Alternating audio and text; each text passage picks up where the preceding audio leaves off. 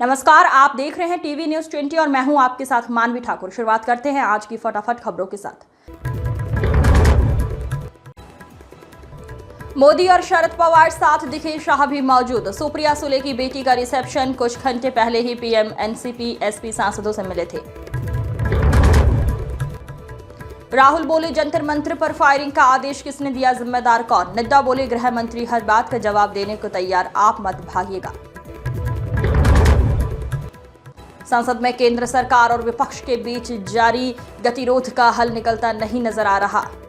इस बीच लोकसभा में नेता विपक्ष राहुल गांधी ने छात्रों पर दिल्ली पुलिस की कार्रवाई को लेकर प्रधानमंत्री नरेंद्र मोदी और केंद्रीय गृह मंत्री अमित शाह पर निशाना साधा। राहुल गांधी ने कहा कि छात्रों पर कार्रवाई के लिए पीएम मोदी और अमित शाह को माफी मांगनी पड़ेगी।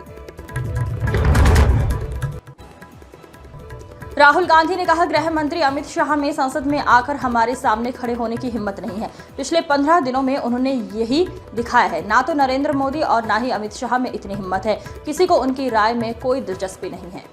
हम बस ये जानना चाहते हैं कि गोली चलाने का आदेश किसने दिया, और अगर उन्होंने आदेश नहीं दिया तो गृह मंत्रालय में किसने आदेश दिया।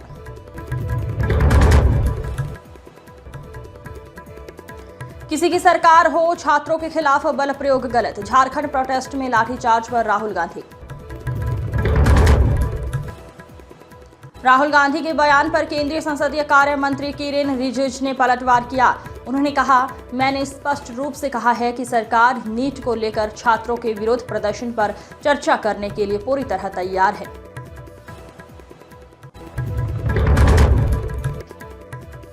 रिजिजू ने कहा, अब राहुल गांधी चर्चा और गृह मंत्री के जवाब की मांग कर रहे हैं। हम तैयार हैं, अब देखेंगे कौन चर्चा से भागता है। सरकार छात्रों के विरोध प्रदर्शन पर बहस और चर्चा के लिए तैयार है।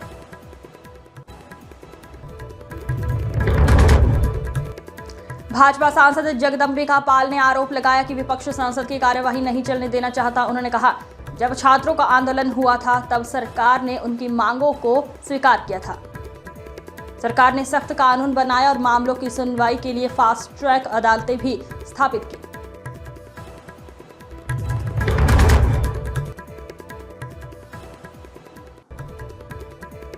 जगदंबिका पाल ने कहा कि अब सरकार स्पष्ट कर रही है, गृह मंत्री जवाब देने के लिए तैयार है, लेकिन विपक्ष इस मौके से पीछे हट रहा है। उनके मुताबिक इससे साफ है कि विपक्ष जानबूझकर सदन की कार्यवाही बाधित कर रहा है और संसद का इस्तेमाल केवल अपनी राजनीति के लिए कर रहा है।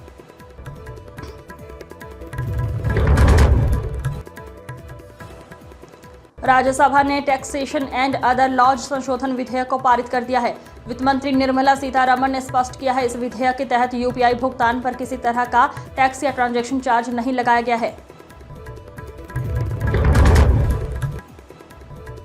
सोना, चांदी और प्लैटिनम पर आयात शुल्क बढ़ाए जाने के बाद सरकार ने 13 मई से 2 अगस्त के बीच 10,463 करोड़ रुपए का सीमा शुल्क जुटाया है। ये जानकारी सोमवार को संसद में दी गई। लाल किले की प्राचीर से पहली बार होगा वंदे मातरम का गायन, रक्षा मंत्रालय ने जानकारी दी।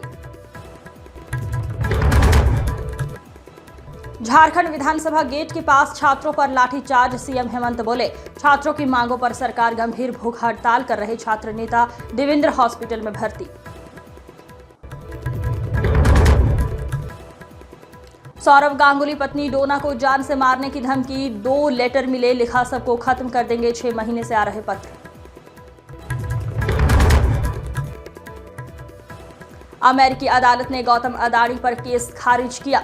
रिश्वत धोखाधड़ी के आरोप वापस लिए। अडानी ने लिखा, कोर्ट के फैसले का सम्मान करता हूं। कोलंबिया में 7.4 तीव्रता का भूकंप, 130 से ज्यादा मौतें, कई लोग मलबे में दबे, सैकड़ों घायल, इमारतें खाली कराई गई। एमपी में भारी बारिश, भोपाल में सभी स्कूल बंद। यूपी में गंगा यमुना समेत 10 नदियां उफान पर, बिहार के 12 जिलों में अलर्ट। आज की फटाफट खबरों में बस इतना ही। जल्द होगी मुलाकात, तब तक के लिए नमस्कार।